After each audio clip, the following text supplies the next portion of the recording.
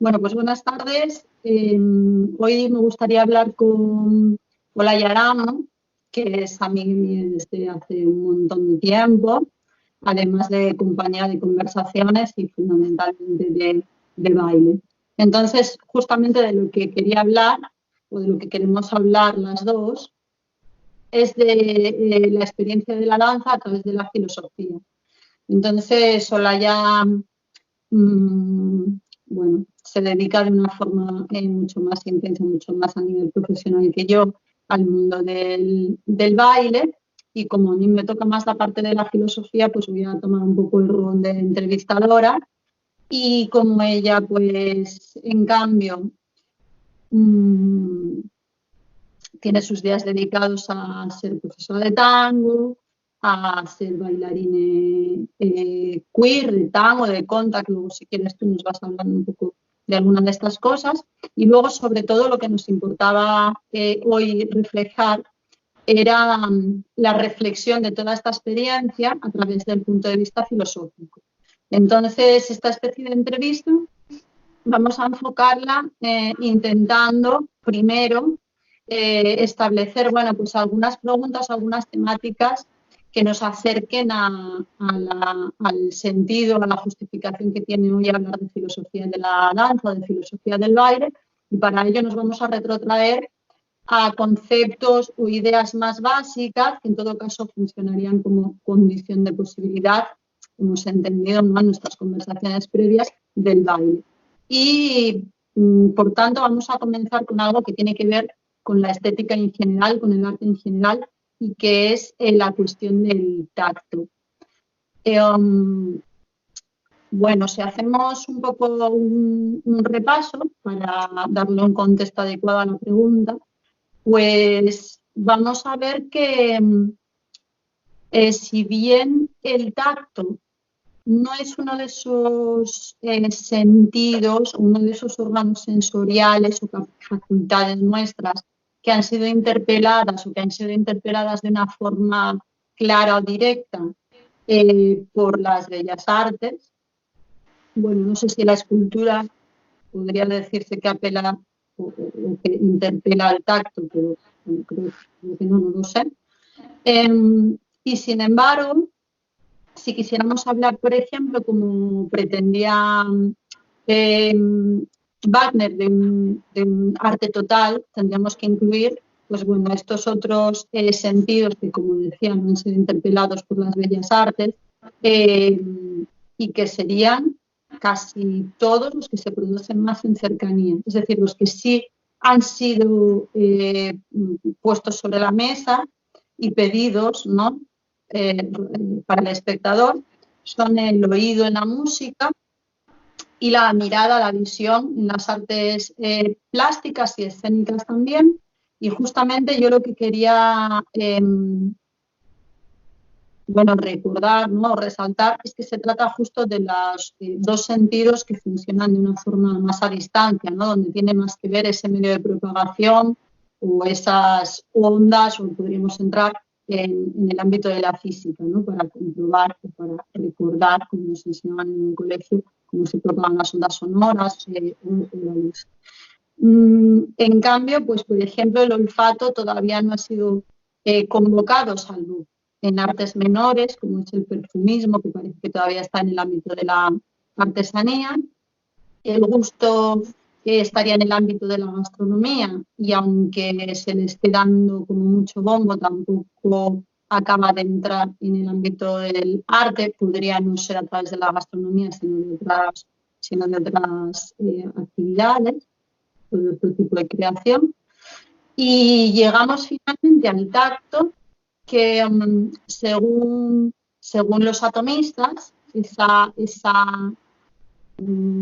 ese grupo de presocráticos que llamaban atomistas, pues todos los demás sentidos se reducirían al tacto, porque al fin y al cabo habría un contacto entre vamos a decirlo anacrónicamente, entre el objeto y el sujeto, y entonces tanto la vista se produciría por esas partículas que chocan contra mi ojo, o el olor por esas partículas también que se desprenden, pues qué sé yo, de una flor o lo que fuera, y chocan contra contra mi olfato, contra mi nariz, o el sabor en mis papilas gustativas.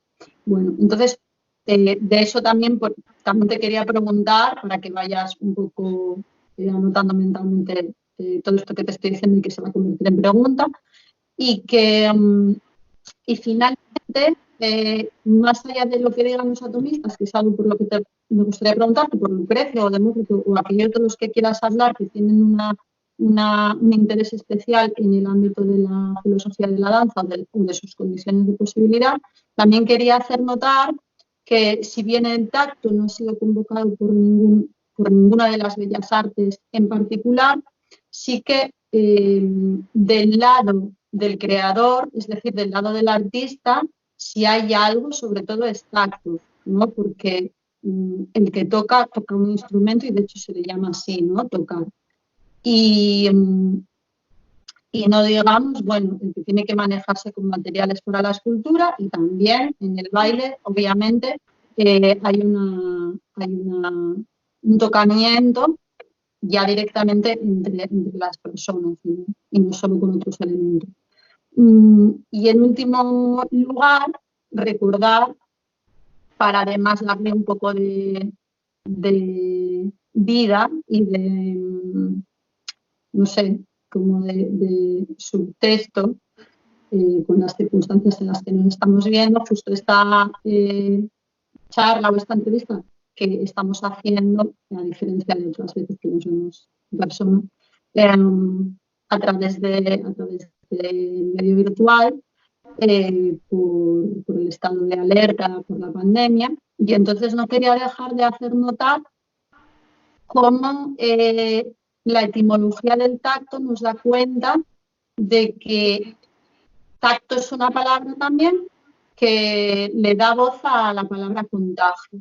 Y contagio se puede hablar en el sentido de la propagación de una enfermedad, pero también está el contagio de la risa o el contagio de los movimientos. Entonces, hasta aquí mi exposición, y aunque sé que es una pregunta un poco rara porque es una especie de introducción, vamos a tomarlo como introducción, y todo esto que ha ido apareciendo, la importancia del tacto en el arte, la importancia del tacto en los artistas, la posibilidad de que el tacto sea interpelado y que entonces pudiéramos tocar las obras de arte o tocar a los bailarines, aunque estuviéramos como público, o si el baile quizá podamos poner en cuestión si tiene público o no, y por tanto quién hubiera de tocarse. Y bueno, luego este sentido que tiene de contagio y de contacto que habría en esos filósofos presocráticos que mencioné. Entonces, empieza por favor por donde quieras y extiéndete. Bueno, esto ni es una pregunta ni es nada. Vale. Bueno, Belén, gracias. Esta conversación hace tiempo que quería yo que la hiciéramos. Y, a ver, todo lo que has planteado está ya muy completo. Yo lo que puedo hacer es como aportar mi visión. El tiempo ha ido pasando y ahora llevo como 12 años dedicándome al contacto, dedicándome básicamente a permanecer mucho tiempo, muchas horas de mi vida, tocándome con otros cuerpos en un contexto que no es sexual, ¿no? O que en principio no es sexual, más allá de esa forma de contacto que es en la sociedad en la que vivimos prácticamente la única que está socialmente legitimada. Entonces, el hecho de llevar prácticas y culturas de tacto más allá de ese ámbito ya de por sí es una pequeña, bueno, revolución igual es mucho decir, pero digamos que crea un contexto de conocimiento que está reservado solamente a quienes lo practican. Además, tú y yo nos dedicamos específicamente a formas de baile que tienen que ver con el contacto. Entonces, que el contacto se produzca a través de la danza le dota de unas peculiares características, ¿no? Porque sí que hay algunas otras formas de contacto que están socialmente aceptadas, que podrían ser el masaje. No se me ocurren muchas más, la verdad, ahora mismo, así a bote pronto. La lucha, ¿no? La lucha, el masaje y no sé cuáles más. Pero entonces esto contextualiza efectivamente, como decías, el tacto en un contexto artístico. Y a pesar de que a mí no me interesa demasiado el pensamiento sobre el tacto y el contacto dentro de un contexto artístico, me interesa más como reflexión. Por supuesto, me interesa como práctica dentro de un contexto artístico, pero como reflexión teórica me interesa más dentro de un contexto epistemológico y ontológico. Pero vamos poco a poco, ¿no? Como desgranándolo, como viéndolo desde un punto de vista artístico, creo que las formas de baile y de danza a las que yo me dedico, que son básicamente el tango y el contact improvisación, tienen como emblema, tienen dos emblemas. Una son formas improvisadas y otra son formas de arte social. No están exclusivamente, al menos, destinadas a la exhibición para un público, sino que su principal medio de propagación es el crear eventos de arte social, donde todas las personas participantes son expertas en el uso de la técnica. Entonces, esto ya lo pone a estas formas de baile en una situación marginal dentro del contexto artístico, porque el contexto artístico actualmente hace que la relación sujeto-objeto, tan famosa dentro de la tradición filosófica en la que nos encontramos, sea llevada a la máxima potencia. Y cuanto más lo es, más legítimo y más financiado, incluso se puede decir, podrá llegar a ser esa forma de arte, ¿no? El distanciamiento entre la obra de arte y la forma del arte, o entre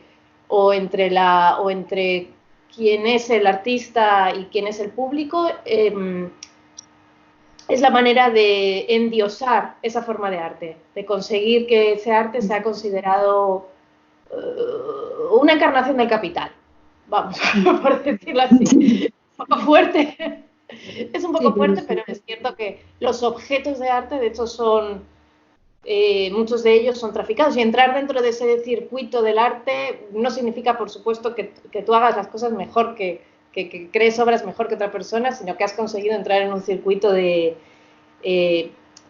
cierto punto de excelencia, pero sobre todo en un cierto circuito de distinción. Entonces, no es ajeno, por supuesto, al tango social y al contact improvisación el poder entrar en un cierto circuito de distinción, pero digamos que es un circuito de distinción bastante bajo, no tiene una categoría muy alta dentro de la escala social de las formas de arte. Entonces nos encontramos con unos artes que son cuasi populares, aunque se salen de lo popular de ciertas maneras. El contact improvisación se sale de lo popular porque es un arte, es una forma de arte inventada, que tiene una fecha de invención y unas personas a quienes se puede atribuir esa invención, las cuales, no obstante, tuvieron mucho cuidado de no apropiarse en el ámbito jurídico legal de esa misma forma, como sí que pasa con otras técnicas somáticas que sí que tienen como una colegiación o una federación formalizada. Pero en el contact improvisación no. Steve Paston, Nancy Stark y el resto del grupo que iniciaron la práctica de contact improvisación a principios de los años 70 en Nueva York, explícitamente decidieron que no iban a hacer un copyright, ¿no? de esta forma, porque entendían que su desarrollo debía de corresponder a la comunidad internacional que decidiese emprenderlo. Y con el tango, por el contrario, sí que es un arte popular de pleno derecho, porque surge del pueblo y su origen no es datable, no es totalmente rastreable. No obstante, también es cierto que ha conseguido ciertas formas de prestigio, ciertos ámbitos de prestigio, en los cuales, entrando dentro de los cuales, pues sería que el circuito internacional de los bailarines profesionales, quizá, que ellos sí que invisten en sus cuerpos esa forma de prestigio y de hegemonía, ¿no? La capacidad para constituir un modelo. Cuestión que dejamos para otro momento, puesto que está relacionada con el tema de la performatividad de género, etcétera. Pero, a ver, ¿cómo puedo seguir con esto? Lo que quiero decir con todo esto es que, como formas de arte, las artes relacionadas con el contacto y las artes relacionadas con el contacto, las cuales se desarrollan a través de la danza, no son artes que tengan que sean centrales dentro de lo que se considera arte. O sea, tienen que, de alguna forma, tienen que luchar un poco para que se consideren arte, ¿no? De hecho, en fin, las bellas artes, todas ellas parecen estar relacionadas con el objeto, con el producto, ¿no? Y, de hecho, las artes escénicas, donde más o menos se podría integrar estas formas de baile, justamente se llaman escénicas porque se supone que están destinadas a establecer esa separación entre el público y quien lo ve. Mientras Esto que es acá, especularizado, digamos, ¿no? Y en este caso estaríamos hablando de artes un poco introvertidos, digamos, en el sentido de que, bueno, es de que no están hechos para el espectáculo, sino para ser interactivos con todos los miembros que entrarían en exacto, por eso la las misma considero, experiencia. claro, por eso las considero formas de arte social, ¿no? Sí. Entonces, entiendo por arte social, hombre, arte social es una etiqueta que podría remitir quizá a un objetivo de justicia o que podría remitir a un contexto de intencionalidad. Aquí quizá no es ni una cosa ni la otra, ¿no? Es simplemente social de manera espontánea. Esa es su manera de existir. Esa es su manera además de poder traspasarse de generación en generación. Pero lo que sí que es evidente es que como formas de arte, quizá una de las razones por las cuales no entran dentro del paradigma hegemónico de lo que se considera arte es precisamente el no ser oculocentristas, el no establecer esa separación entre sujeto y objeto tan fuerte, ¿no? Y algo que a mí me ha interesado siempre y es precisamente esa relación con el tacto como incorporación, como encarnación, ¿no? Son formas de arte en las que no es solamente que el cuerpo se convierta en el medio transmisor de ese arte, como puede ser, por ejemplo, la danza contemporánea o la danza clásica,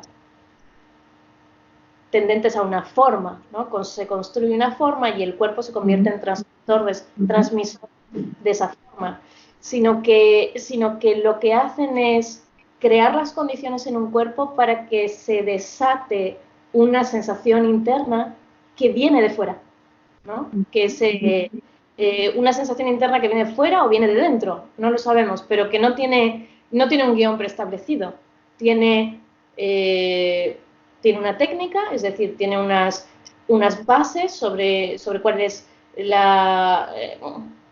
cuáles son los límites de esa clase de movimiento, por así decir, pero no establece una secuencia. Por eso es tan diferente también hablar de tango en un contexto de baile social a hablar de tango dentro de la exhibición, que por el contrario es un trabajo desde la forma.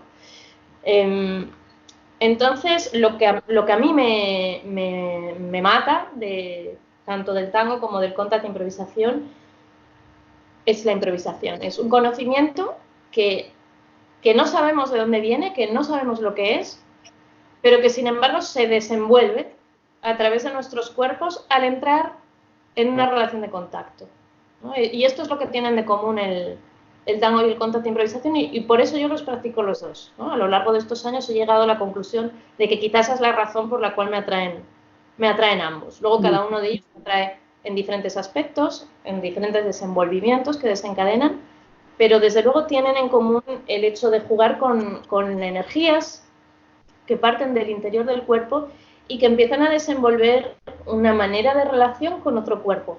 Una manera de relación en la que además se produce algún tipo de sensación de disolución. Hay una capacidad para llegar al otro. Y esta es una resolución al problema fundamental de la filosofía política e incluso de la epistemología, que para mí es absolutamente fundamental. Bueno, pues en esta exposición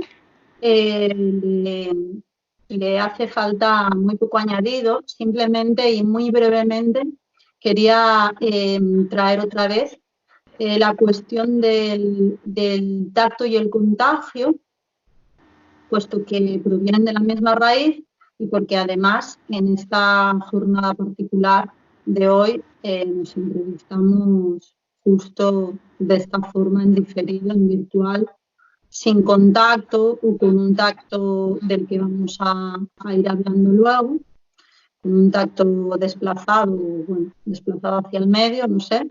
Pero de momento simplemente te pregunto por esa idea de contagio y no solo por los peligros para la salud que vivimos en estos días, sino también de otros tipos de contagios del movimiento, de la energía, de lo que fuera, que tratamos de experimentar en el baile, del contagio bueno, quiero decir entonces. El contagio bueno vendría a ser la empatía. Yo es la palabra que más utilizo, aunque no creo que sea ideal. Creo que es un poco la palabra que hay ahora, que es como el mismo sentir. No sé si la empatía en la práctica necesita ser un mismo sentir o qué debe ser, pero está claro que tiene que ver con el contagio, y se desarrolla de una forma muy fuerte en las formas de movimiento de las que estamos hablando, ¿no? Voy a empezar a hablar del tango y del conta improvisación como formas de movimiento, más que como formas de arte, precisamente para extraerlas de ese paradigma hegemónico de la creación artística como una creación que pasa una especie de proceso medio, como es, de sauseriano, ¿no? de emisor, receptor, canal, crítica y todo eso. Vamos a eliminar ese paradigma comunicativo, y aunque por supuesto el arte pueda ser otra cosa, para evitar que quienes puedan escuchar esto se queden insertes en ese paradigma hegemónico y empiecen a juzgar lo que estamos diciendo en términos de esa definición de arte, porque es la definición inmediata que está socialmente contextualizada, voy a preferir llamarlo formas de movimiento. Entonces, en estas formas de movimiento, precisamente lo que se da es ese contagio. Y es bonita la etimología, ¿no? Porque es como con tocar, con tangere, y el con tocar es ese tocar que, como decía antes, del conocimiento mistérico hasta cierto punto de la improvisación, que es un conocimiento que surge de la propia relación. Es un más que dos, es un más allá de lo que ocurre, ¿no? Es algo que surge dentro de lo que está pasando entre los dos cuerpos que están en movimiento y en contacto en ese momento. Y eso es precisamente lo que lo hace tan atractivo para las personas que practican tanto el tango como el conta de improvisación. Hay personas que son más forma orientadas, hay personas que son más emocional orientadas, hay personas que son más movimiento, energía cinética orientadas. Hay diferentes, digamos, sabores, que se usa mucho esa palabra ahora también, otra metáfora de los sentidos olvidados, ¿no? Dentro de la comunidad, dentro de estas comunidades, pero lo que todas ellas sí que tienen en común es precisamente esa búsqueda de la empatía, esa búsqueda del contagio con otras personas. Y eso es lo que casi todas después cuentan, que les resulta, cada cual en sus maneras de hablar, ¿no? Que les resulta terapéutico, o que les resulta liberador, o que les resulta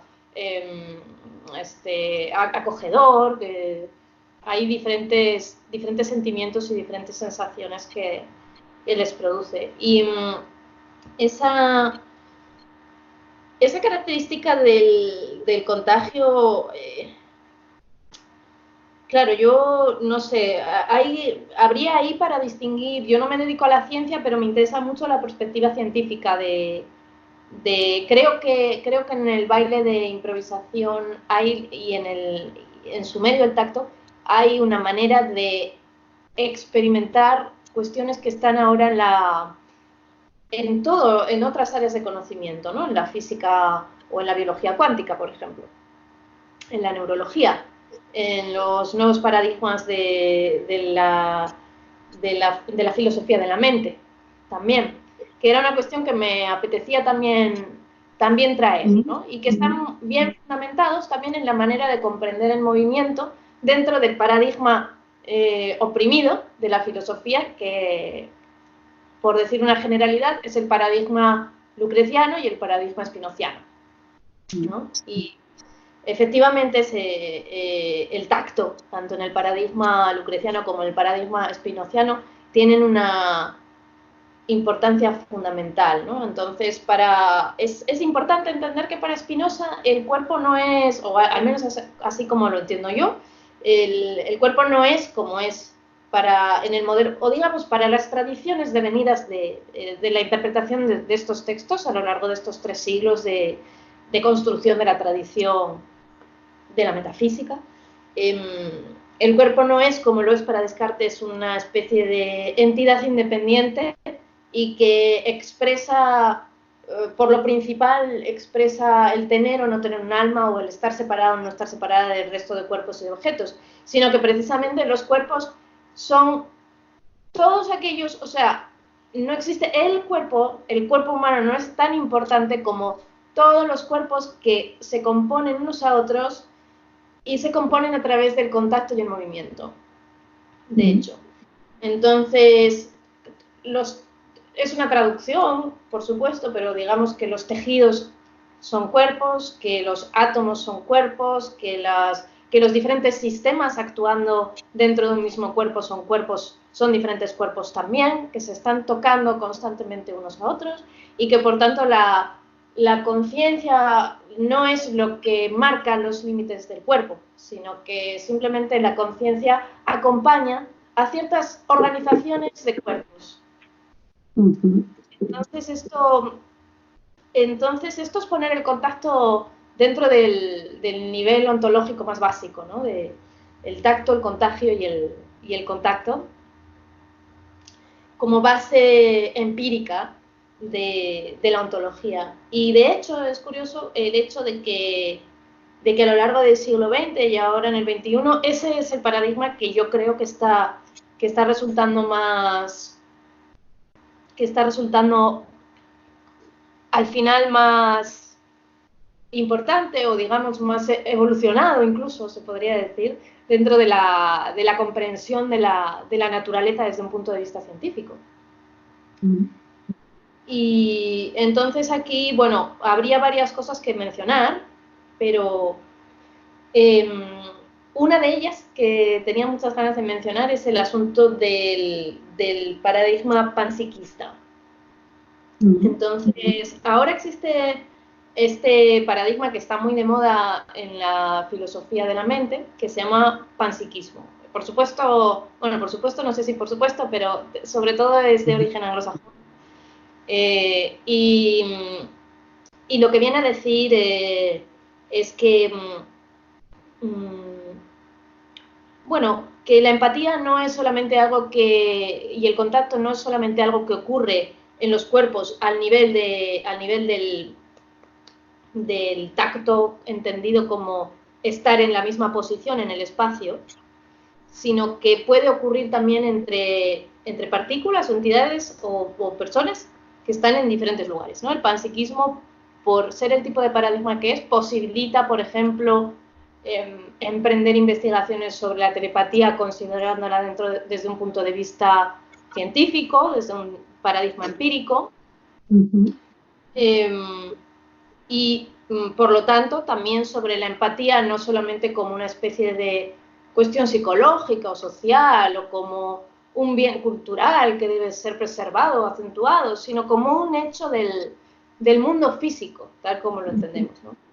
Entonces el panpsiquismo lo que viene a decir en su base es que no es que tengamos que estudiar o que averiguar o que encontrar o que localizar cuál es el origen de la conciencia o cuál es la materia que constituye la conciencia, sino que la conciencia es un fenómeno genérico de la materia, de toda la materia. No hay distinción entre materia inerte y materia viva, sino que simplemente hay diferencias de estructuración o diferentes niveles de cooperación entre sistemas, desde un punto de vista que Spinoza habría comprendido perfectamente en el siglo XVII. Y entonces la base de esto es esta creencia, supongo que no deja de ser una creencia también, cartesiana en su origen, o esa analogía, que me parece también que la analogía es una forma de inferencia desprestigiada dentro de la filosofía, pero que creo que debemos rehabilitar porque en realidad se usa constantemente, entre la partícula subatómica que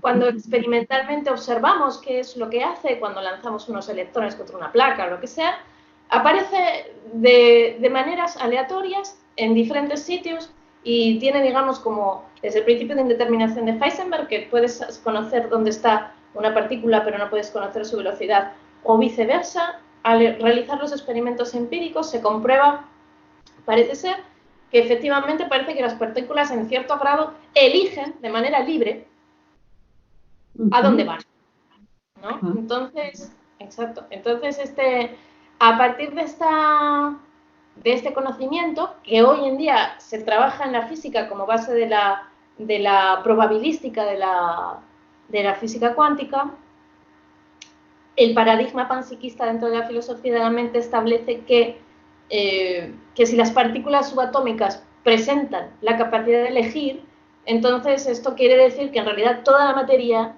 todo el movimiento onda-energía, materia-energía, consiste en una experiencia de conciencia.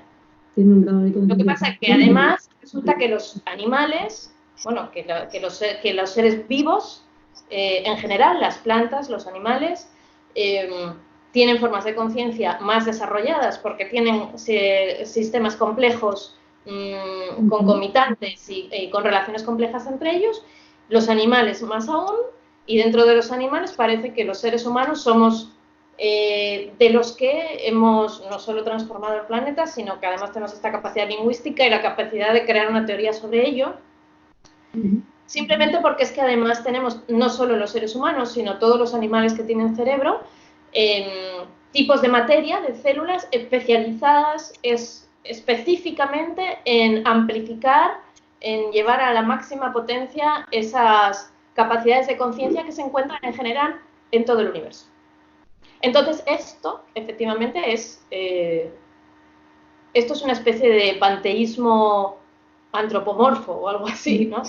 Es un panteísmo, sí, aunque es cierto que la gente del panpsiquismo se distancia un poco de la idea panteísta, más que nada porque no son teístas y porque no quieren que se les confunda con eso, pero yo creo que realmente leyendo a Spinoza como es, que yo creo que de alguna forma es un materialista, de hecho, creo que el hecho de pensar que es la tradición cartesiana la que es materialista es un poco raro. Creo que estaría de acuerdo, ¿no? En esto. Y yo creo que no solo Spinoza, que lo podemos ver como panteísta, porque, bueno, pues porque usó este término Dios o lo divino, sino también, como decías, como panpsiquista, que al fin y al cabo tampoco hace falta retorcer tanto los términos, puesto que si cogemos un concepto de Dios o de divinidad más griego, es decir, aquello que está más allá de lo humano o de lo simplemente humano, y aquello que tiene la capacidad de eternidad o de ser el reciclador permanente, digamos, también encontramos esa idea de que la conciencia está presente a lo largo de toda la naturaleza de un modo u otro, incluso en los presocráticos hay una idea de que justamente la naturaleza es la que presenta el pensamiento inconsciente, ¿no? o presubjetivo, que si nosotros pensamos es justamente porque somos naturaleza y no porque seamos algo diferente. Y que luego lo encontramos, como bien dices tú, en Spinoza, pero también en Leibniz, es decir, como que el barroco hace especialmente herencia de este legado de los griegos y lo vuelve a poner un poco en los mismos términos, ¿no? Comprender la naturaleza y comprender como lo ecológico, lo infinitesimal también que decías, de células a átomos, etcétera, en contacto. Justamente aprovechando esto, podríamos entonces continuar hablando del espacio entre o del medio de propagación como lo queramos llamar. Si quieres podemos o puedes por separado ver lo que sería el espacio entre y lo que sería el medio o el medio de propagación de comunicación, y hallar, bueno, las diferencias, o si viene a ser lo mismo, ya nos lo dices también tú. Y bueno, entonces ya entraríamos en este entre que tiene que ver con entrar. Luego, si quieres, tú lo desarrollas un poco más, con entrar, con penetrar alguna parte, o con entrar a lo mejor a una escena. Bueno, lo que quería es que tú lo emparentaras ya directamente también con la cuestión de la danza, como práctica táctica. Y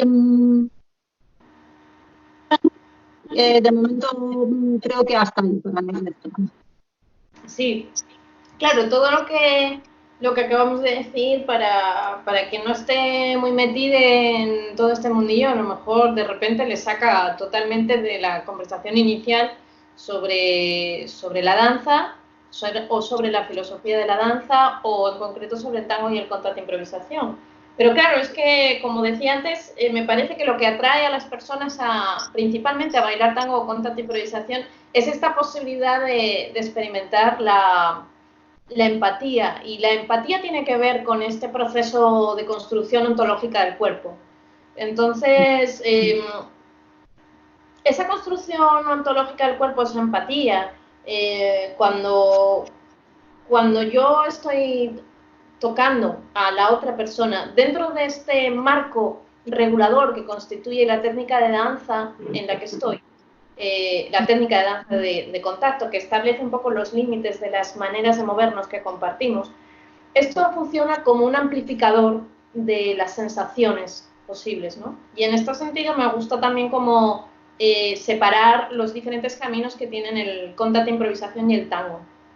El tango, para mí, es principalmente una danza de la emoción, ¿no? Entonces, el tango lo que amplifica es la sensación de la empatía a través de la emoción que se abre en el plexo solar.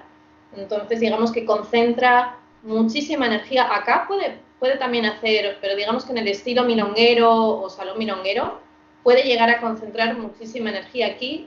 Y entonces, la sensación de comunión con el otro cuerpo, más allá de los roles o de la cuestión de la performatividad, que podemos hablar más adelante, nos permite en ese contacto, en esa construcción del cuerpo, crear un cuerpo, digamos como una unidad mínima de cuerpo colectivo, que es el dúo, ¿no? Y performativamente crea el andrógeno platónico, ¿no? Que eso también lo podríamos hablar. Pero desde un punto de vista del embodiment, de la incorporación, crea el cuerpo colectivo. Y mientras que el contacto de improvisación crea el continuo con la naturaleza.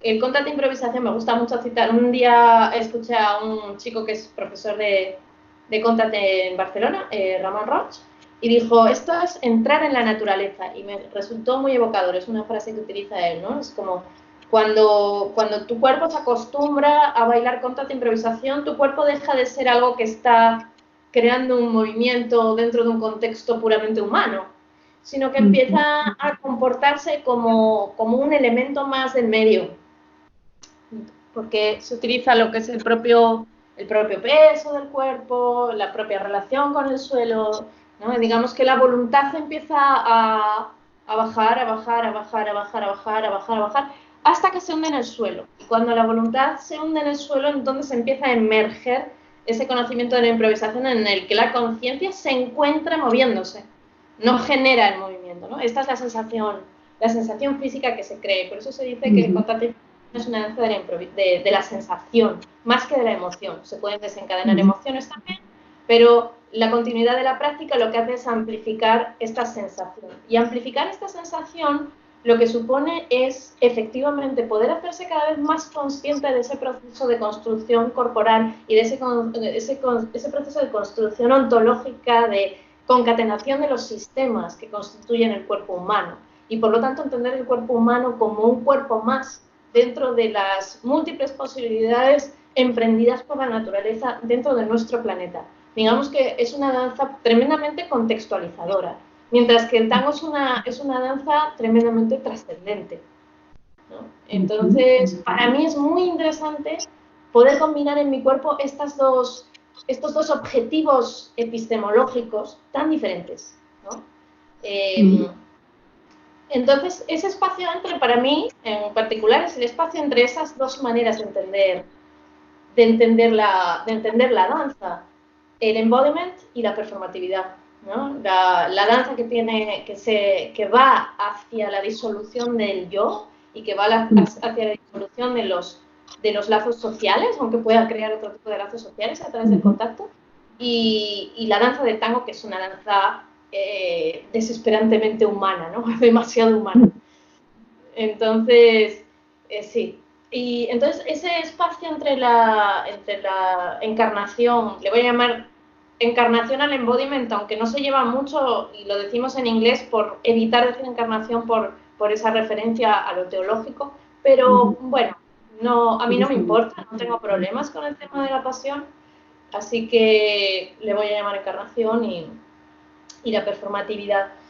Y es un tránsito complejo porque es un tránsito donde se juegan de manera simultánea la filosofía política y la ontología. Y eso es lo que más me interesa. Pero bueno, yendo hacia el espacio en su presentación fenomenológica, ¿no? Tal como ocurre cuando sucede en el contexto de estas formas de baile, en el contact lo que aprendemos es a diversificar y amplificar las maneras de enfrentarnos al tacto con otra persona y también con el suelo, eminentemente. El contact se practica casi siempre en un espacio vacío, donde solamente hay un suelo liso y llano, normalmente de madera. Por ejemplo, es maravilloso para practicar contact. Y eventualmente otras personas, ¿eh? Y ahí, efectivamente, al practicarlo, cada vez voy a empezar a poder sentir el calor que emite la otra persona, los pequeños movimientos de la persona, su estructura física, su estructura ósea, su estructura muscular, su piel, las diferentes energías eléctricas que emanan de su cuerpo, de los impulsos neuronales que mueven todo su cuerpo, y el mío también, ¿no? Al mismo tiempo. Y voy a empezar a sentir cómo importan más precisamente estas estructuras y estas energías fluyentes que el hecho de que tanto esa persona como yo tengamos unos yoes que nos caracterizan, ¿no? O que nos dan continuidad espacio-temporal en nuestra propia narrativa personal. Y entonces ahí el espacio entre, digamos que es muy interesante porque es un espacio que se puede empezar a densificar a través de la práctica. Y se puede densificar tanto cuando el contacto es un contacto en un sentido de localización, como cuando empieza a ser un contacto que se produce a través de todo este canal, de todo este medio de propagación que está entre los dos cuerpos, ¿no? Que están comunicándose entre sí. Porque efectivamente de aquí a aquí hay una distancia, pero que haya una distancia no quiere decir que haya un vacío. Hoy por hoy en la física se reconoce que el vacío sigue siendo un concepto problemático y que quizá en los próximos siglos puede que cambie el concepto de vacío que tenemos, que ya está cambiando. De hecho, una de las características más importantes y más fascinantes de la física cuántica hoy es esto que se llama el quantum entanglement.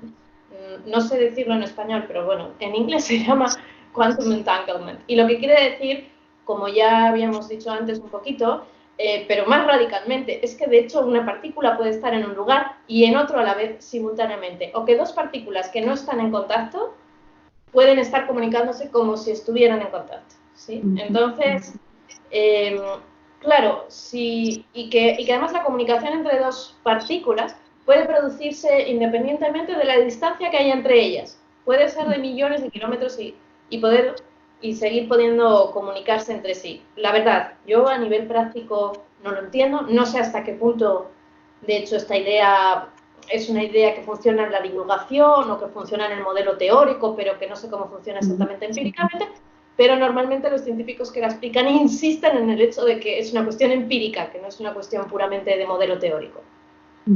Si esto es así, Entonces, la empatía, la comunicación no dependen ni siquiera del canal, no dependen ni siquiera del medio y no dependen desde luego del contacto entendido como localización, sino que el contacto se puede producir siempre en el espacio entre. De manera que entonces, desde un punto de vista de filosofía política, lo que hay que valorizar es encontrar qué es lo que hay aquí, quién está aquí, quién está aquí a nivel energético, qué está aquí a nivel material, qué está aquí a nivel, no sé a qué otros niveles, ¿no? Porque todavía quizá hay muchas cosas que no sabemos y que son las que parten precisamente de ese conocimiento que emerge en el cuerpo a través de la improvisación. Entonces, el hecho de tener un conocimiento que no sabes lo que es, pero lo puedes experimentar, para mí es digamos que me coloca en un lugar religioso muy especial, porque me permite tener una esperanza que no está basada en una creencia, no es una fe, sino está basada en una experiencia. Lo que pasa es que esa experiencia no es determinable a través del lenguaje, todavía, ¿no? Y esa experiencia creo que desde luego puede contextualizarse dentro del espacio entre. Y en el tango esta cuestión es más difícil, es más fácil localizarla en el contacto de improvisación. En el tango es más difícil porque en el tango estamos en un contacto constante. Por eso el tango tiende hacia la trascendencia, porque la potencia de la emoción es verdaderamente invasiva. Todo el cuerpo es absolutamente apoderado por ella, ¿no? E incluso el otro cuerpo. Y esa capacidad de desesperadamente, humanamente, convertirse en el andrógino y convertirse, digamos, en la potenciación del humano que va más allá del yo, es algo que me resulta más difícil de relacionar con por ejemplo, el contexto más empírico-científico, ¿no? Que también, por supuesto, lo considero dentro de una relación religiosa de éxtasis y que también me provee de una experiencia de la que me puedo apoderar, porque además puedo reproducirla, no a voluntad exactamente, pero digamos con la frecuencia suficiente como para sentir que tengo cierto control sobre ella, pero que verdaderamente me cuesta más contextualizar de manera teórica.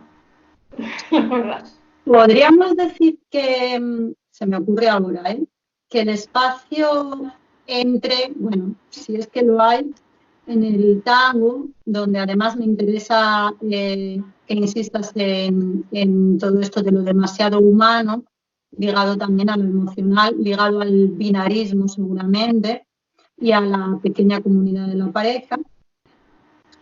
Podríamos decir que ese espacio entre en el tango sería un espacio de relación, mientras que a lo mejor en el contact es un espacio de continuidad. Cuando te digo de continuidad, te lo digo en el sentido como ontológico naturalista, como lo presenta Bataille, salir de nuestra individualidad y entrar bien a través del erotismo, que a lo mejor no es el caso, bien a través de otras formas de comunicación en el sentido de hacer comunidad, en el continuo de la naturaleza.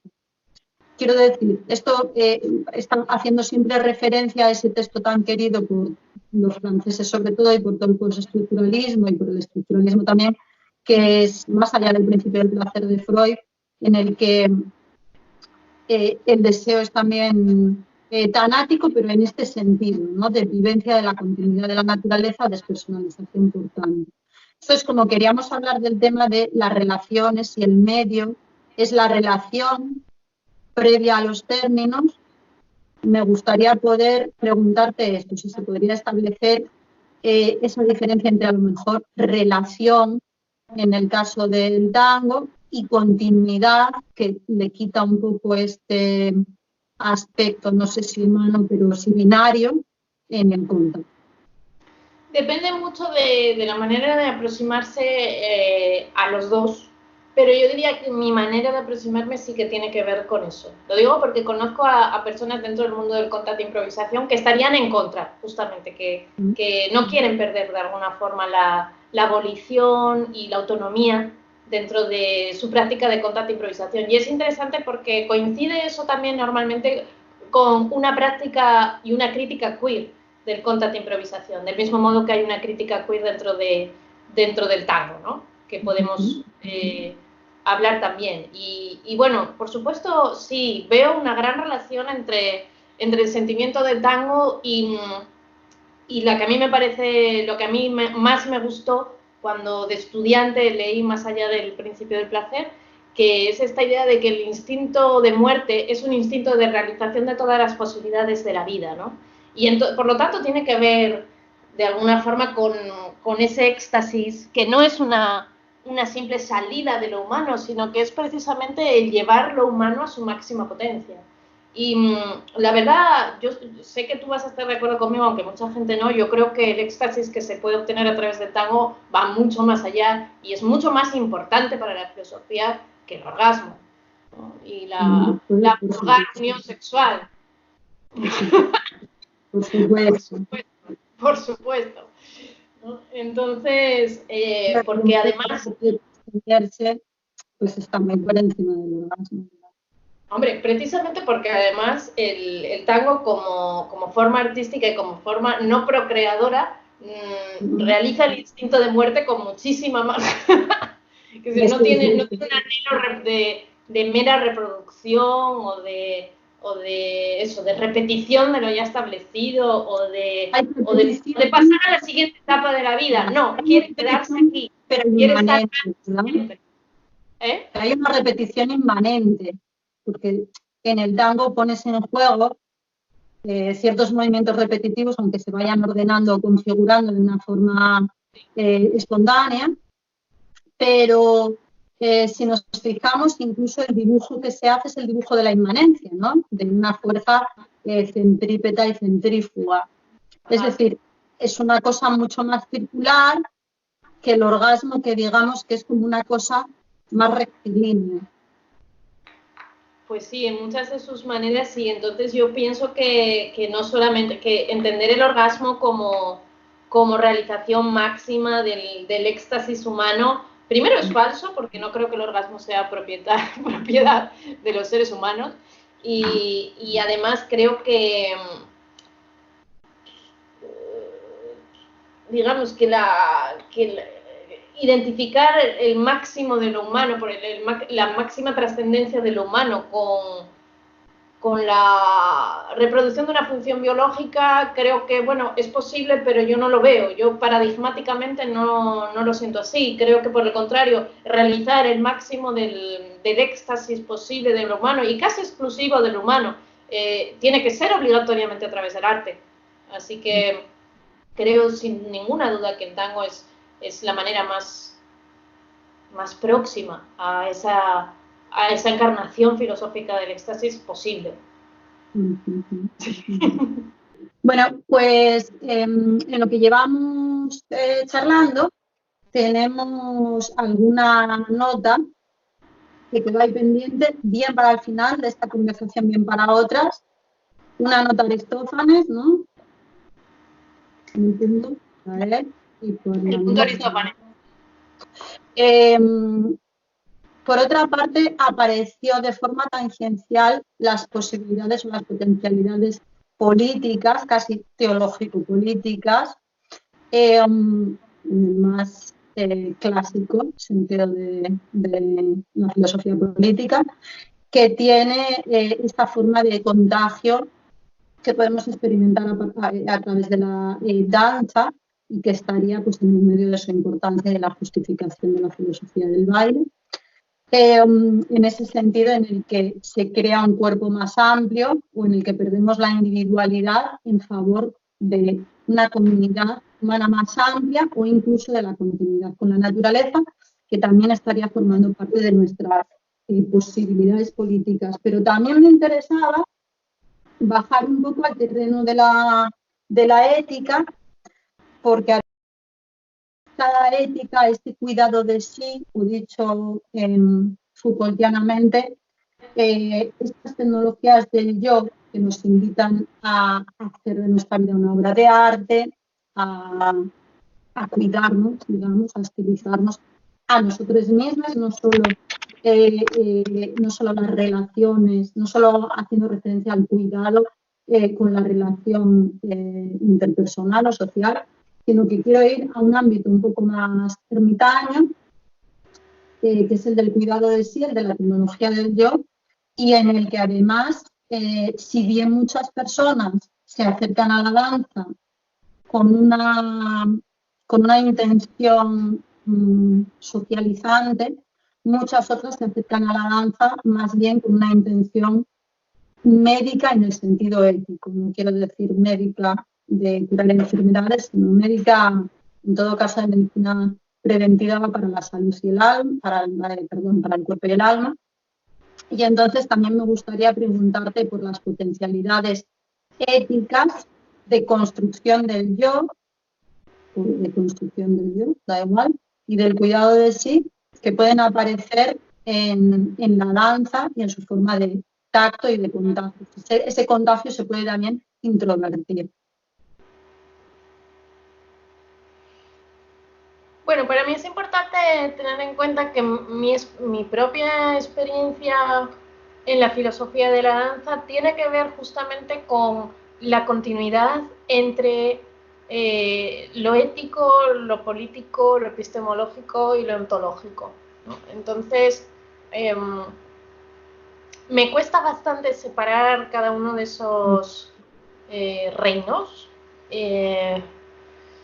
Pero sí, es cierto que si yo entré en la danza fue precisamente desde un ímpetu ético, que era el de encontrar una metáfora encarnada de la igualdad, ¿no? Básicamente, de la igualdad entre los roles de movimiento. Por eso me interesaba el tango en un principio y por eso después me dirigí hacia el contacto de improvisación cuando me enteré de que aquello que yo buscaba ya había sido realizado aquello que yo buscaba en el tango ya había sido realizado en el contacto de improvisación, que es una forma de movimiento en la cual no existe una relación de poder entre los cuerpos que encarnan esa relación.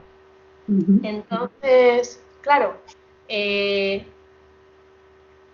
por eso precisamente este planteamiento que estábamos haciendo antes, que a mí me gusta, que se me ocurrió hace poco después de dar un taller y de hablar con Marí Bardet y con Ana Paul en Salamanca 10 días antes de que empezara todo este rollo del coronavirus, ahí en la clase de Ana, que ella precisamente da escultura en la Universidad de Salamanca y que en escultura allí no hacen ninguna escultura ni nada. Digamos que tiene un planteamiento súper teórico y súper... Desde la danza ella se dedica al contacto de improvisación y al buto principalmente. Entonces, allí se nos ocurrió que quizá el nombre del próximo Congreso de Filosofía de la Danza, que para quien esté viendo el vídeo es un congreso que hemos hecho ya 2 veces, que la idea más originalísima la tuviste tú, Belén, y que luego me pusiste en contacto con... Sí, que me pusiste en contacto con Victoria, yo me puse en contacto con Ibis y armamos el congreso, y que se ha hecho ya en 2017 y en 2019 en Madrid y que espero que se pueda hacer en 2021. Y bueno, hablando con estas amigas, pues se me ocurrió que quizá el tema del siguiente congreso podría ser algo así como, y llamarlo en inglés para que quede más cool, between performance and the space in between performance and embodiment, ¿no? El espacio entre la encarnación y la performatividad. Y claro, el espacio entre la encarnación y la performatividad, en lo que atañe a los roles de género, tiene que ver con esa posibilidad de deshacer los roles y, al deshacerlos, transitar desde ese universo ético y político al universo metafísico ontológico. Entonces, ese es el espacio dentro en el que yo investigo, y al preguntarme por lo ético, supongo que me invita a hablar más de lo que tiene que ver con la performatividad, de lo que tiene que ver con los roles sociales y la sociedad tal cual la creamos como algo independiente de la naturaleza bueno, aquí, ¿no? Entonces, es difícil porque yo ahora tiendo a pensar más desde el otro punto de vista, últimamente, en los últimos años. Estoy tratando de ir más hacia el otro lado porque es más agradecido, la verdad. Quiero decir, tiene todas estas analogías con el mundo científico que proporcionan muchísima sensación de certeza. Tiene muchísimos menos problemas porque digamos que abre un mundo a una posibilidad de un mundo futuro más armónico. Mientras que cuando hablamos de la performatividad parece que nos estamos abocando a las limitaciones del tiempo tal como es vivido históricamente ahora.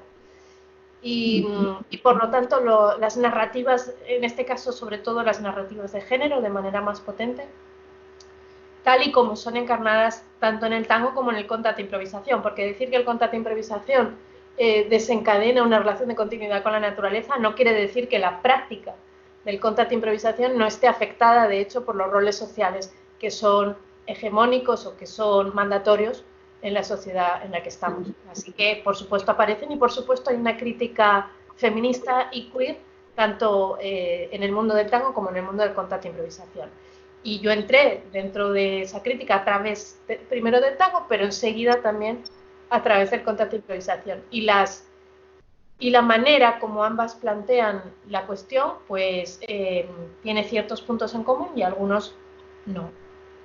Entonces, en los últimos 3 años o así,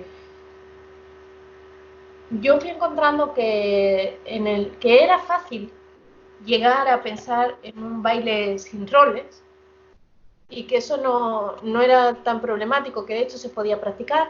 De hecho, fui al contato improvisación y en el contato improvisación aprendí a moverme sin roles y esto fue muy fácil de aplicarlo en el contexto de tango. Si bien no es muy practicado y no se tiende a desarrollar mucho y digamos que no he conseguido ponerlo de moda, ni siquiera he conseguido yo desarrollarlo mucho con ninguna persona en particular que estuviese interesada en hacerlo, pero de todas formas es absolutamente posible. Yo ofrezco talleres para hacerlo, se puede enseñar sin roles desde el primer día, por supuesto, a personas que tienen mucha experiencia, a personas que no tienen ninguna experiencia, que tienen media experiencia.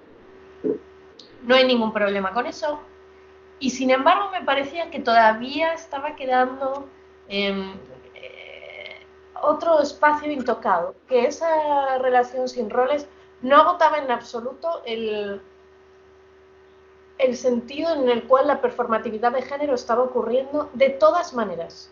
Digamos que todavía, a pesar de haber diluido los roles, ese espacio de la identidad de género continuaba intocado y es el verbo perfecto para hablar de ello en el contexto, ¿no? Porque a pesar de estar tocándonos todo el rato, a pesar de estar recreando la relación del tacto de manera constante, profundizando en ella, especializándonos en ella, aún así todo parecía que la dimensión de lo simbólico femenino masculino quedaba absolutamente fuera de eso, ¿no? Que el hecho de evitarla a través de una práctica desrolizada de movimiento no implicaba en absoluto que esos símbolos se transformasen o que esos símbolos se diluyesen, simplemente nos separaba de los símbolos, simplemente nos alejaba de los símbolos y nos impedía tocarlos, nos impedía entrar en contacto con ellos. Está bien,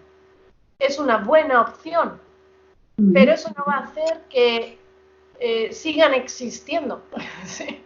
Entonces, digamos que limitar la experiencia de la disolución de género a esos símbolos dentro de la práctica del tango, aun siendo una posibilidad,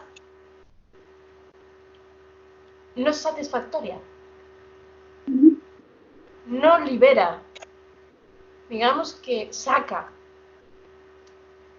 En el contacto de improvisación pasa lo contrario. No hay roles de género, pero las identidades de género rolificando las estrategias de movimiento de las personas, ¿no? Por supuesto, con toda la variabilidad individual y social que sea observable, ¿no? Y que sea identificable. Pero justamente esos comportamientos rolizados o generalizados, o la intervención de una violencia cuasi invisible, o la intervención de un control del espacio eminentemente masculino, o de la timidez o de la dificultad de las personas identificadas a sí mismas como mujeres para transformar el espacio. Todos esos condicionamientos sociales se daban también. Entonces, claro, yo puedo, digamos, como intervenir sobre mi propio yo, sobre mi propio ser ontológico, deshaciendo los roles, pero puedo perfectamente no por ello tocar en lo más profundo de lo que el yo se considera a sí mismo haber sido construido como tal. Es un poco ambiguo esto que estoy diciendo y sé que no está nada informado teóricamente, pero no puedo contextualizarlo muy bien porque para mí hay algo de muy mistérico en el hecho de poseer una cierta identidad de género. O sea, yo entiendo que es algo que está relacionado con el cuerpo, o no, o con el cuerpo negativo, que está relacionado con la manera como nos han tratado, o como... Pero desde luego lo que sí que me ha quedado claro a través de estos años de práctica es que no está relacionado con la manera como me muevo, no está relacionado con mi capacidad para moverme de diferentes maneras. Va más allá, ¿no? No hay una identidad, no se puede reducir la identidad de género a la cuestión de los roles de género. Y esto es súper importante también para la teoría queer y para el movimiento trans actualmente, porque de hecho algunas de las ramas más conservadoras y de las ramas que quieren, digamos, traducirse en el terreno jurídico político o político legal, pueden tener la tentación o caer en el error, creo yo, incluso de llegar a querer reducir la identidad de género a los roles de género. Y esto sería una simplificación, desde luego.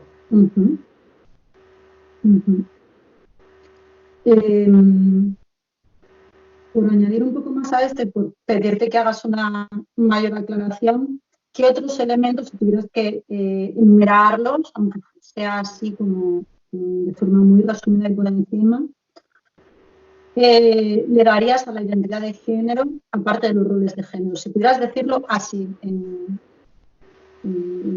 conceptos pequeños y rápidos. En plan, identidad de género estaría compuesta por roles de género, pero también qué otras cosas. No, yo no creo que la identidad de género esté relacionada con los roles de género. No. Creo que la identidad de género es una imposición y una sensación interna. Pero no creo que esté relacionada con los roles de género, porque de hecho la práctica de roles de género diferentes o no a los supuestamente asignados no tiene por qué tener que ver nada con la identidad de género de alguien. La identidad de género, la sensación interna, ¿no? Yo diría que sí, que va con la sensación interna. Desde luego, lo que está claro es que lo masculino y lo femenino, esto es divertido. El otro día decía, lo masculino y lo femenino, sabemos todo el mundo que va más allá de el cuerpo que tengas, ¿no? Que llamamos a las cosas masculino y femenino, que hippiemente la gente dice eso de es que mi parte femenina, es que mi parte masculina, todo este rollo, ¿no? Que se considera como una manera, tanto como el sujeto-objeto, lo femenino y lo masculino son, demarcadores de significado, ¿no? De todo, incluso las palabras en nuestro idioma, el español, tienen género. Entonces, cuando es algo parece arbitrario, pero de alguna manera debe no serlo. Entonces, yo pensaba el otro día, vamos a ver que hay una cosificación de las mujeres o hay una feminización de las cosas, ¿no? Entonces, creo realmente que hay una feminización de las cosas y no tanto una cosificación de las mujeres, porque en realidad a las mujeres, cuando se dice que se las cosifica, no se las trata como cosas, son cosas mucho más interesantes que las cosas. Claro. ¿No? Son cosas ¿Por qué se dice eso? ¿Por el deseo de poseer? Bueno, pero eso es un problema de ámbito económico, no es un problema simbólico, ¿no? O sea, por supuesto, ambos están relacionados, igual que antes decía aquello de arte como encarnación del capital, pero digamos que a lo mejor debemos cambiar los términos con los que hablamos, cambiar, digamos, la jerarquía de los términos con los que hablamos para empezar a ver el mundo de manera diferente.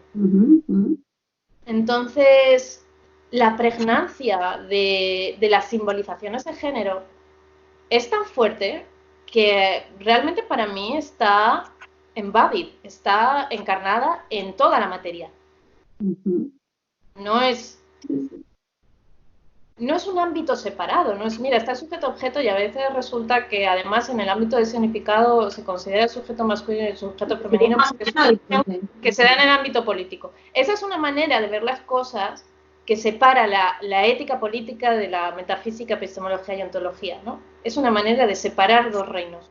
Pero yo digo que si tú quieres poder empezar a cambiar el ámbito político, ético y estético, a lo mejor necesitas empezar a utilizar los términos del ámbito político, ético y estético como términos metafísico-ontológicos. Sí.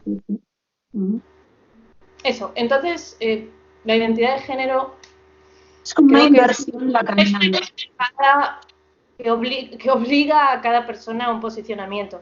Recién ahora eso se empieza a romper, por supuesto, con todas las resistencias y con todos los peligros también, porque también, por supuesto, como he dicho, hay que tener cuidado de no identificar la identidad de género con los roles de género,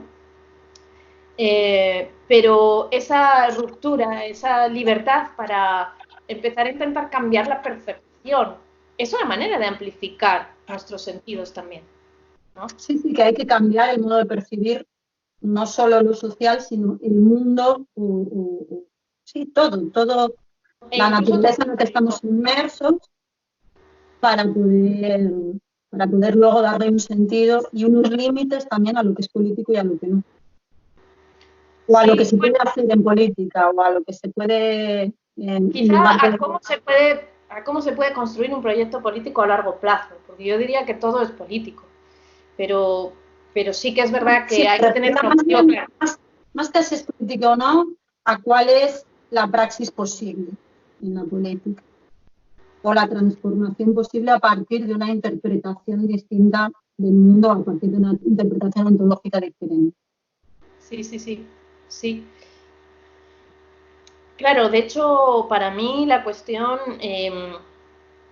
es que precisamente ha habido, o sea, la tradición de la metafísica tiende a entender la naturaleza humana como un estado preestablecido e inmutable. Y justamente yo pienso que lo que es inmutable en la naturaleza es el cambio y la transformación. La naturaleza cambia constantemente. Otra cosa es que nuestro reloj biológico sea tan limitado como para no percibir el cambio, igual que no percibimos cómo gira el planeta, ¿no? Pero pienso que para poder construir un proyecto a largo plazo es también necesario poder hacerse perceptible en ese sentido. Perceptible, por supuesto, de la posibilidad de trascender una metafísica dualista, perceptible también de, por ejemplo, la fuerza de la gravedad y cómo gira el planeta y dónde está el planeta también, ¿no? La percepción y el conocimiento están intrínsecamente vinculados. Ayer estaba viendo una de estas conferencias que veo yo que era sobre neurología y explicaba que los modelos de neurología que están ahora de moda dicen que la percepción es prescriptiva, que en realidad la percepción es el resultado de una proyección y una organización previa que existe a nivel cognitivo, que se proyecta en el exterior y se trata de conciliar constantemente. Entonces, bueno, cosa que la filosofía... Y aceptamos que las cosas son de una manera... Cosa que la filosofía ya sabía desde hace un montón que pasaba eso. Sí, pero ahora hacen pequeños experimentos y no sé qué, ¿sabes? Y entonces lo hacen más divertido. Sí, pero digamos que los neurólogos estos ahora lo que hacen básicamente es como filosofía experimental, ¿no? Oye, yo ahora que dijiste lo de las palabras, no puedo dejar de estar atendiendo todo el rato a cuáles son femeninas y masculinas. Entonces, quitando el conocimiento, Sí. Casi todas son femeninas, la metafísica, la percepción, la filosofía, todas son femeninas y sin embargo es como que a lo largo de eso a lo mejor es masculino quienes la hicieron, pero es femenina su contenido. Bueno, esto es una bajada que tengo yo ahora, pero bueno, que me estuve fijando. Bueno, no, en realidad, ontogenéticamente lo femenino está en las culturas de las que descendemos, lo femenino ontogenéticamente suele ser previo. Claro, pero ahí se ve. Y luego también me interesaría, esto lo dejamos para un epílogo posterior, junto con Aristófanes, danza y baile, que ahí tenemos las dos, que alguna vez estuvimos como discutiendo o debatiendo, tratando de clarificar qué significa danza y qué baile, es decir, cuáles son las diferencias y si hay algo de estatus en la diferencia entre ambas, pero sin embargo tenemos a la danza como algo femenino y al baile como cosa masculina, que eso queda ahí también para un posible análisis. Sí, la verdad no sé qué decir sobre eso porque nunca lo había pensado. Por eso que queda para como un asterisco. Queda para otro día. Sí. Y no sé qué te parece dejarlo aquí y así bueno, con los quería que habláramos también un poco del tema de las circunstancias actuales con este rollo de pandemia y un poco... vale, que yo lo estuve diciendo ahí desde el principio, pero que no acabamos... Pero yo todavía no dije nada. Vale, entonces hacemos una cosa que es un poco intentar ir viendo el final, descendiendo a esta situación que nos convoca aquí hoy, que sería esta de la pandemia, el contagio malo y el problema de que el contagio malo y el bueno tengan el mismo medio de propagación. Sí. Vale. ¿Entonces hablo? Claro. Vale. Bueno, pues la verdad es que este tema de la... Hoy es, bueno, decir que hoy es 28 de marzo de 2020, que hace 2 semanas y un día que se declaró el estado de alarma aquí en el Estado español, donde vivimos, que actualmente estamos como cuarto país, me parece, en casos reportados o en muertes, no lo sé. Entonces, esta es una epidemia que ha empezado con el año nuevo, que empezó por lo visto en China y en Wuhan. Bueno, es que yo qué sé, a lo mejor nuestro vídeo sobrevive mucho tiempo y alguien lo ve algún día que, claro, que no se entera de esto, ¿no? Claro, cosas que se hacían, creaciones intelectuales y artísticas que se hacían. Que había de aquella. Nos verá gente y tal, que no sabrá de qué género somos, porque ya no lo podrá percibir. Claro. Bueno, total, que entonces esta conversación la estamos teniendo ahora, no altera, para mí no altera ninguno de los términos importantes que hemos planteado ahora, porque son cosas todas que ya lo pensábamos antes de hace 2 semanas y que lo estamos diciendo ahora porque coincidió. Pero, por otra parte, es cierto que ahora estamos justamente, para mí lo que es interesante de la cuarentena es que estoy pasando sin duda el tiempo más largo en los últimos 12 años sin tocar a nadie. Son solamente 2 semanas. Yo soy consciente de que hay muchísima gente en el planeta, seguramente la mayoría, que está muchísimo más tiempo sin tocar a nadie, ¿no? De hecho, por ejemplo, las personas mayores, de quienes se dice que son las principales víctimas de la pandemia, muchas de ellas viven prácticamente recluidas y hace muchísimo tiempo que no tocan a nadie, ¿no? O sea que tocar es un privilegio también. Estas oportunidades que yo tengo o que tú tienes de tocarnos con un montón de gente cuando queremos son una suerte, son un privilegio, son algo que ocurre porque estamos en un contexto cultural que nos lo permite, porque además tenemos unos conocimientos que nos hemos esforzado en adquirir que nos permiten desarrollarnos en ello y amplificarlo y complejizarlo incluso y obtener una experiencia aún más rica de lo que puede llegar a ser entrar en un contacto físico directo con piel con otro cuerpo humano. Y yo, desde luego, no había pasado tanto tiempo sin tocar a nadie. Hace un montón de tiempo. Entonces estoy esperando a ver si esto en mi cuerpo se se traduce de alguna manera, ¿no? Si noto una falta. Por el momento estoy bien, la verdad.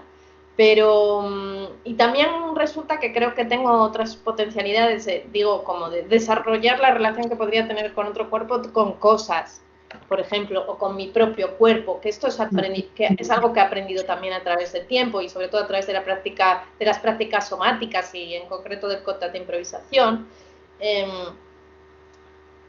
Tengo el privilegio de no solo de poder erotizar o sensualizar la relación con mi propio cuerpo, más allá de tocarme el clítoris, que además no me funciona, o de tocar, pues tocando el suelo, o tocando esta madera, ¿no? Puedo llegar a entrenar mi sensibilidad para comunicarme con esta forma de conciencia que es este suelo tan fantástico, por ejemplo, ¿no? Entonces, no estoy sola, de alguna manera no estoy sola. Pero este tipo de compañía, la mayor parte de la gente no la tiene, porque requiere entrenamiento, y esto es algo que es muy importante para mí señalar. La cuestión del contacto y del espacio entre no se da de manera espontánea, se entrena, se aprende, hay que practicarla, conlleva disciplina, conlleva constancia, ¿no? Conlleva continuidad en la práctica. Entonces yo la pierdo un poco también si no la estoy practicando aquí, o la pierdo si estoy acudiendo a clases de improvisación con mis maestras Cristiana Bullosa y Diana Bonilla, o la puedo perder porque, bueno, porque los temperamentos, los humores corporales a veces me acercan más a ello y otras veces me alejan. Pero el hecho de que ahora, por ejemplo, el hecho de que existe el quantum entanglement, ¿no? Que existe esa comunicación inmediata entre partículas, el hecho de que la empatía se puede producir a distancia también, de que no es necesaria el contacto estando en la misma localización, bueno, permite muy bien sobrellevar todo esto gracias a esto de hacer los vídeos que estamos haciendo ahora, ¿no? A tener este conjunto de píxeles de tu cara que me recuerda que eres tú, ¿no? Y yo de alguna forma estoy aquí también representada en este otro conjunto de píxeles, puedo reconocer eso, mi mente proyecta esa idea de que esa eres tú, de que esta persona soy yo, y en esta situación de pandemia tenemos oportunidades. Yo tengo no voy a decir que tengo una visión positiva porque me parece muy cursi decir eso, no, por supuesto que no tengo una visión positiva de un virus cargándose a la humanidad y de la crisis económica que se nos va a venir y de que mis oportunidades de trabajo hayan sido totalmente destruidas por este virus. No tengo ninguna visión positiva tampoco de las posibilidades de que existan cambios culturales que empiecen a condenar el tacto, que empiecen a ver como algo mal visto el tacto en los meses subsiguientes. Ya veremos según cómo vaya evolucionando la cuestión a nivel epidemiológico, pero muchas cosas pueden pasar, incluso, por supuesto, estos estados de alarma pueden conducir a un deslizamiento de normas represivas absolutamente legitimadas socialmente y a un control social de espionaje mutuo, que todas ellas me parecen ética y políticamente un desastre, pero ciertamente en el terreno epistemológico me hace pensar que afortunadamente y gracias a la tecnología, estas otras tecnologías del yo, que son las tecnologías de hardware, podemos mantener un contacto muy vívido, ¿no? O sea, no se ha interrumpido para nada la vida social con la cuarentena, simplemente ha cambiado el contexto. Yo, de hecho, estoy teniendo más trato con muchas personas con las que no tenía tanto trato últimamente, y nos hace ver cómo extremófilos, ¿no? Son los seres que viven en ambientes absolutamente irrespirables, ¿no? Como, yo que sé, en las fumarolas del fondo de los océanos. Estos seres fueron los primeros seres que fueron los lugares donde seguramente se originó la vida, ¿no? O en entornos de metano, como en Titán, una de las lunas de Saturno, o, no sé si me le he colado ahí con lo de Titán. Es ahí donde se pueden originar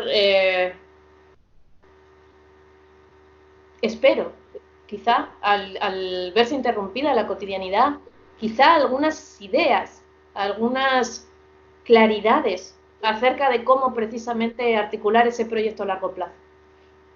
Y algunas claridades y algunas ideas acerca de que no se van a realizar en el corto plazo. Yo creo que en el corto plazo esto puede ser un desastre, puede abocar de nuevo al fascismo, puede abocarnos a la Tercera Guerra Mundial, que todo el mundo lleva esperando hace un montón de tiempo. Pero quizá más tarde que eso sí que empiece a haber un poco más de seriedad organizativa en este planeta, ¿no? Y eso puede partir de experiencias como esta, que si bien nos separan desde un punto de vista de localización directa, nos ponen en contacto desde un punto de vista de sensación de pertenecer a una misma comunidad, ¿no? Porque nos afectan, como dicen los políticos estos días en la televisión, el virus no conoce fronteras. Luego salen todos los españolitos y todo eso, pero es cierto que efectivamente un virus, que es la forma además más simple de la vida, ¿no? Hay debate acerca de si es vida o no es vida, porque no tiene una capacidad reproductora propia, porque necesita invadir otro agente para poder existir, ¿no? Es vida, ¿no? ¿Es qué? Que sí que es vida. Es vida, es la forma más simple de vida que existe, parece ser. Esto nos pone en la conciencia colectiva de que es muy pequeño el planeta y de que la organización socioeconómica no es solamente una cuestión política, la organización socioeconómica es una cuestión biológica, ¿no? Y así como hay esta especie de biología caníbal en la que el virus nos come a nosotros nos comemos el planeta trata de defenderse de diferentes maneras, no lo logra, esta especie de competencia que hay, ¿sí? Esta es una oportunidad para tomar conciencia de que no es un problema ideológico, es un problema de falta de organización. Es un problema de... El capitalismo, el mayor problema que tiene es que es la no organización, ¿no? Es como, no, eso es el anarquismo. Falso, ¿no? El anarquismo es justamente pensar que hay que tener una organización descentralizada, territorializar de otra manera, no sé qué. Pero el imperialismo y el capitalismo son precisamente la no organización, el no pensar en absoluto en colectivos, sino pensar solamente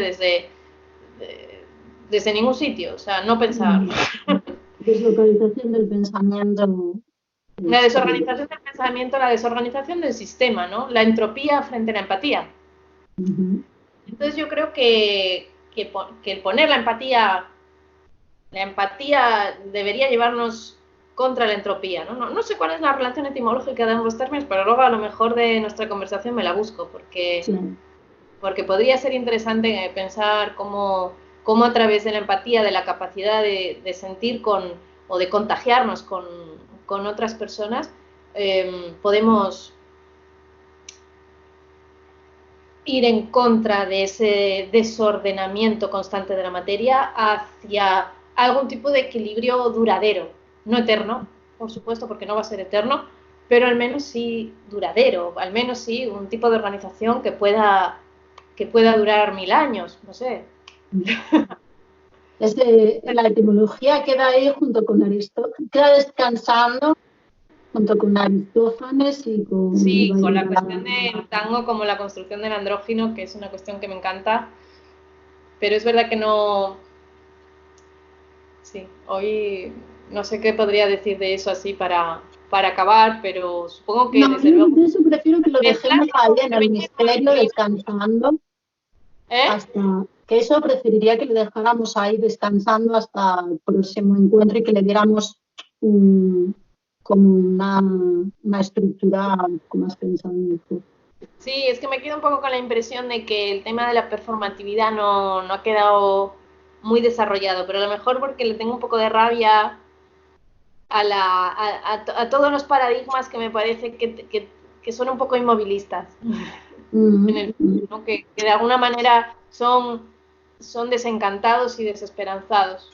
Y también porque es un tema del que tratamos mucho más en otras ocasiones y a lo mejor estamos un poco cansados de ello y que en todo caso tendríamos que retomarlo a lo mejor desde otros conceptos y de otra disposición que sería la de Aristófanes, yo creo. ¿Qué sería cuál? La de Aristófanes. La de Aristófanes, sí, sí, sí. Creo Sí, que, sí, no. claro, que el tema de los roles y de la performatividad la vamos a dejar para la charla sobre Aristófanes. Muy bien. Pues entonces yo creo que, no sé, ¿quieres añadir algo más? Sobre lo de, ¿quieres tú decir, pues tú, no? Sí, venga, cuenta tú un poco ahora qué piensas sobre esto de la pandemia y el enclaustramiento y todo eso. Un poco para terminar. Bueno, yo muy breve, porque además mi sonido sé que es peor que el tuyo. Bueno, lo que me preocupa no es el aislamiento, porque yo ya sabes que el aislamiento, no solo yo, sino que como yo siempre me parezco bastante, tengo esa virtud al tiempo en el que vivimos, o sea que ya soy centennial, y el aislamiento ya lo tengo como algo más o menos naturalizado.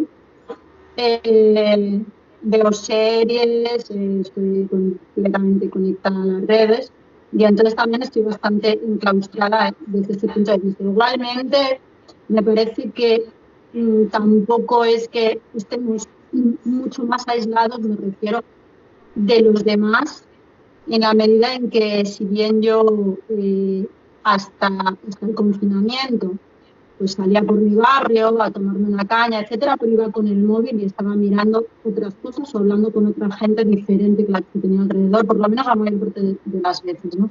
Entonces tampoco me modifica mucho mis formas de comunicación, si bien puede ser incómodo no poder pasear, no poder sentir el sol, etcétera, pero bueno, eso ya es otra historia que no tiene tanto que ver con la comunicación interpersonal. A mí lo que me preocupa más es la propia enfermedad, el virus.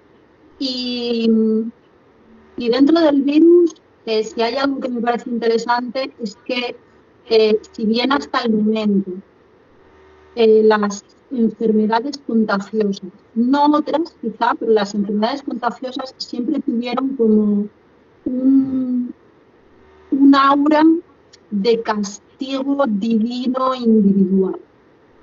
Por tanto, más bien de castigo humano individual, en el que la enfermedad se podía achacar a una falta de prudencia, a cualquier tipo de inmoralidad o de exceso, ¿no?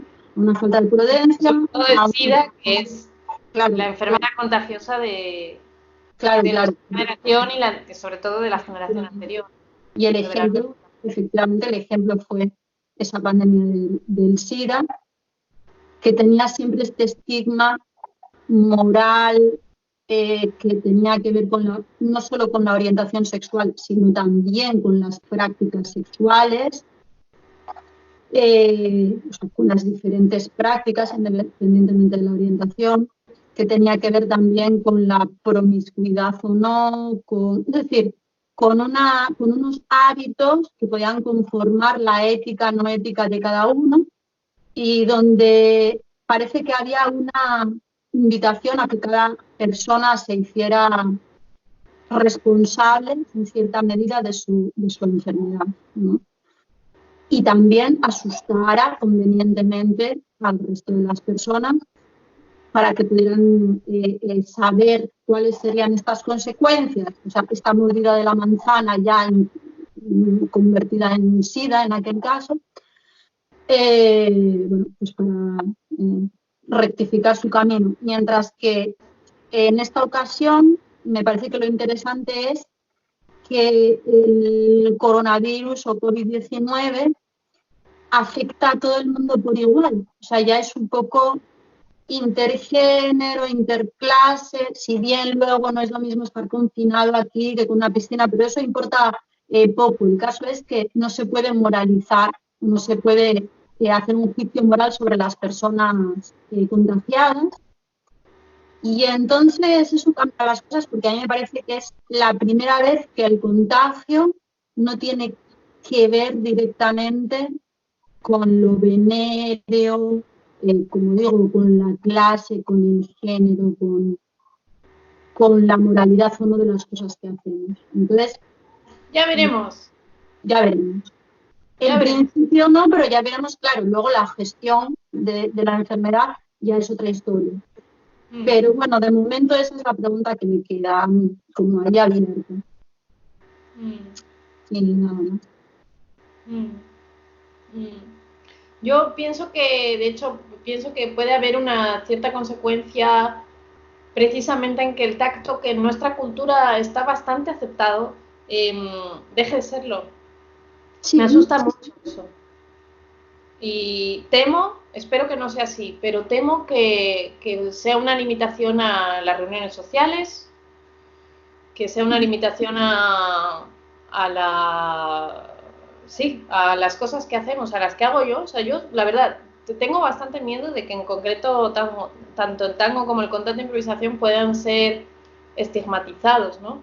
Como ciertos bailes o artes marciales. Podría ocurrir dependiendo, claro, la marcha de la pandemia. Dependiendo de qué pase epidemiológicamente y el terreno de la farmacéutica. No obstante, lo que a mí sí me parece una posible salida optimista es que, si bien estoy de acuerdo contigo en que sería horrible que la pandemia se comiera las posibilidades de entrar en contacto en prácticas como el baile, a mí lo que sí me parecería plausible es que terminara con las formas de tocarse, ¿cómo lo voy a decir? No sé si decir descomprometidas, convencionales. Con el saludo. Los besos, o sea, todo eso que eran formas deserotizadas de tocarse, formas muy convencionales, muy diplomáticas de tocarse y que no tienen ningún beneficio en el placer ni tampoco ningún beneficio somático, sino más bien todo lo contrario, que las vivimos desde niños como la obligación de besar a tal pariente, a tal amigo. Eso sí me gustaría que desapareciera. Y me gustaría que se viera de verdad cuándo hace falta tocarse y cuándo no. Yo ya el otro día vi a una chavala que era una infectada por coronavirus diciendo indignada que bueno, que ella había visto a dos mujeres dándose un abrazo en la calle y que le había parecido algo absolutamente deleznable, ¿no? Y que le parecía que eran unas irresponsables y que era una falta absoluta de civismo darse un abrazo en plena calle, además. No sé, delante de la gente, porque a lo mejor les da envidia, no sé cuál era el argumento, pero el caso es que ella ya lo decía como compungida, decía como afectada directamente por el coronavirus. Yo pienso que esas mujeres no se estaban dando cuenta de lo irresponsables que estaban siendo, ¿no? Y bueno, por una parte es verdad.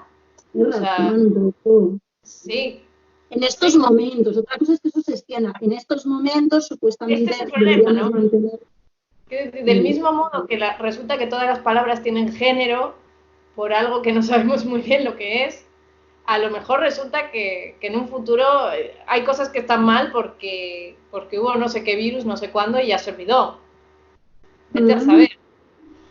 Entonces, creo que debemos tener atención a todos estos detalles para poder visibilizarlos, para justamente evitar que puedan ocurrir cosas así, ¿no? Que de los pequeños gestos totalitarios, quizás en cierto momento justificados por las circunstancias, se conviertan en costumbres y en religión, en formas de ligar a la sociedad que excluyan libertades que también nos ganamos día a día, ¿no? Y que son justamente injerencias a esa manera de convertirse en hecho de los pequeños totalitarismos. Así que bueno, yo desde luego pienso que el conocimiento que se adquiere a través del tacto es algo poderosísimo y me gustaría que se democratizara y se ampliara.